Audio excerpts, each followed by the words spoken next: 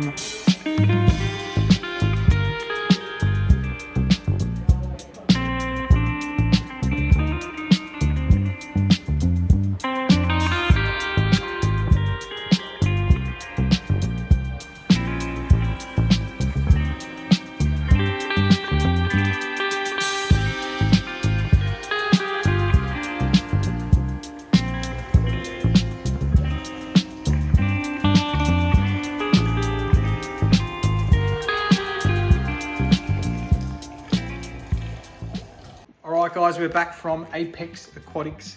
I picked up a recordia that you can see there. Once I get in the tank, you'll be able to see the colour on it. And it did come with a pup, and the guy there was nice enough not to charge me extra for it. I didn't see the pup until he was getting out of the tank, so it wasn't like I tried to do a sneaky. But it was $100 for the rig. They had assorted rigs, $100. In my opinion, it looks like a Godzilla rig. If you guys watching are aware of that, it's like a sort of ultra green, black and yellow rig. I had one a couple of years back, really nice. We'll see how it goes once it's in the tank. We also got a gonny which they threw in for free. Not really sure why, but very much really appreciate it. Thanks to Nam for throwing that in. Cool bloke. On to Apex Aquatics as a store. Apex Aquatics as a store. Really, really great. I can't say enough about it. My initial thoughts after walking in was just, wow. If you guys are in Melbourne, Australia, I think they're in Collingwood, not Hawthorne, they're in Collingwood. Go have a look. It's a really awesome store. Nothing like you've ever seen, but really, when you think Aquarium store 2025, that's what you're going to imagine. Yeah, really awesome store. So we'll get these in the tank and we'll go from there. Alrighty, so got the two new corals in. I'll show you the gonny first.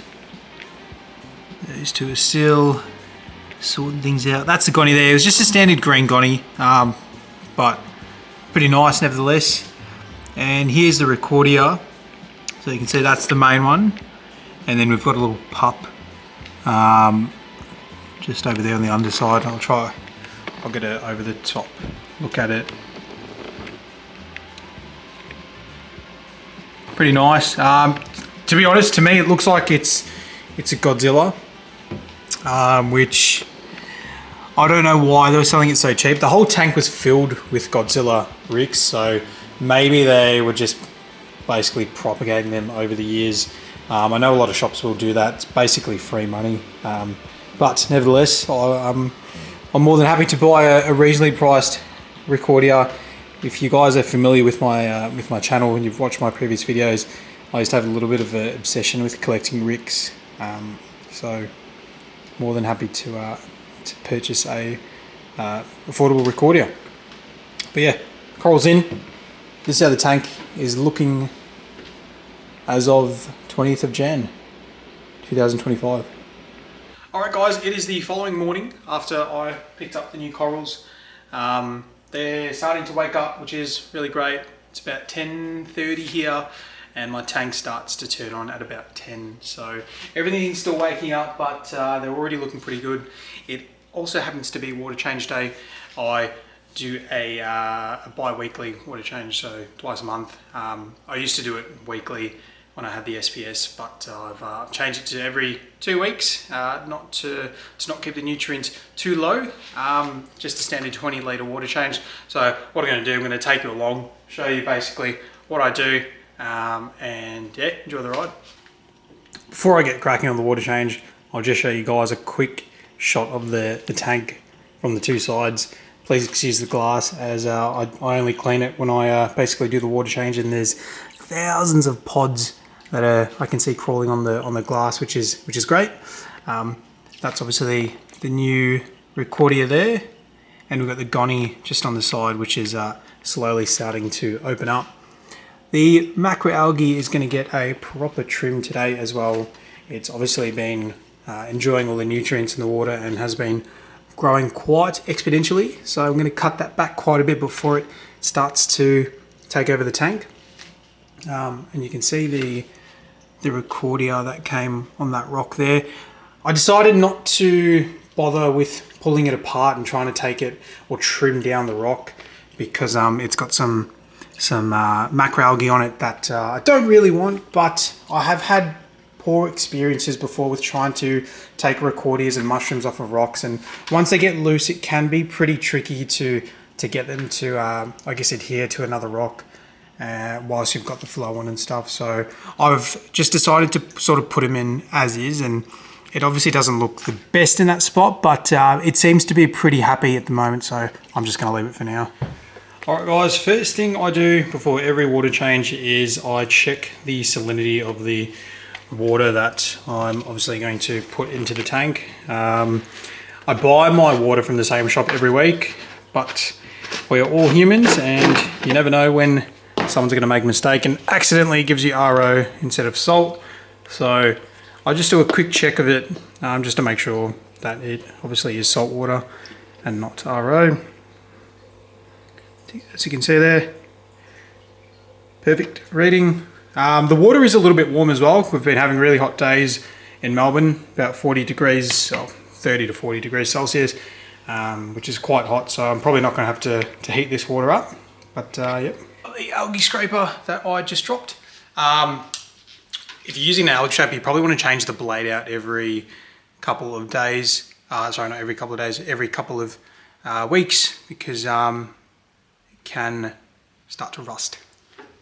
So first things first, I'm going to basically clean the glass, which will make it easier to see. So I'll do this little montage of me scraping the glass.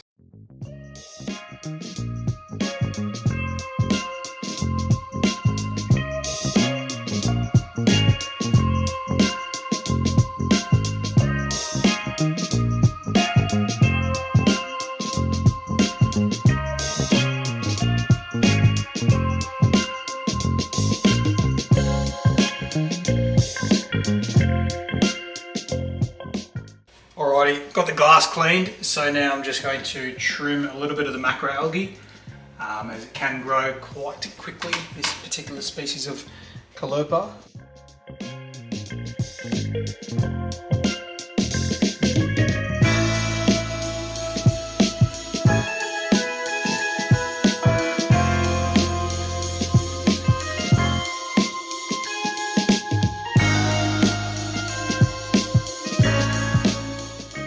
Alright guys, so we've given the Calopa a bit of a trim.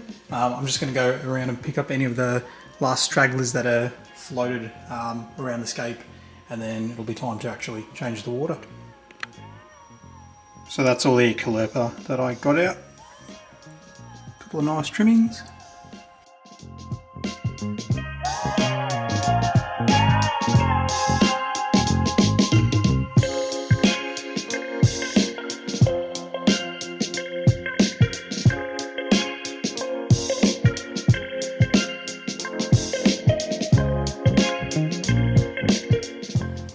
Alright guys, so the water change is now complete.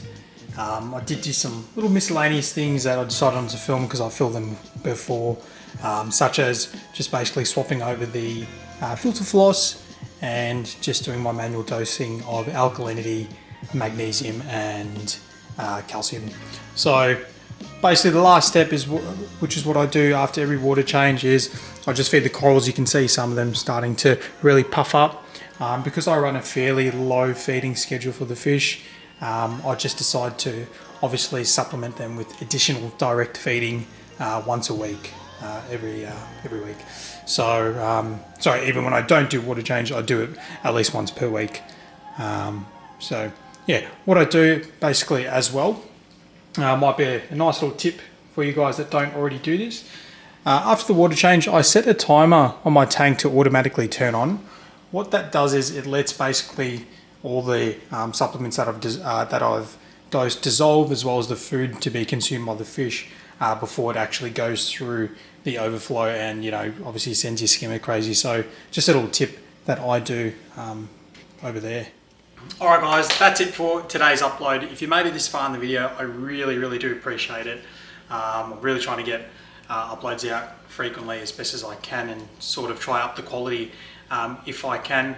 But yeah, make sure you hit the like and subscribe if you did enjoy the content, and I will see you in the next video. And also big shout out to Apex Aquatics for allowing me to film in the store, and just another big congratulations to opening the new store. Happy reefing guys.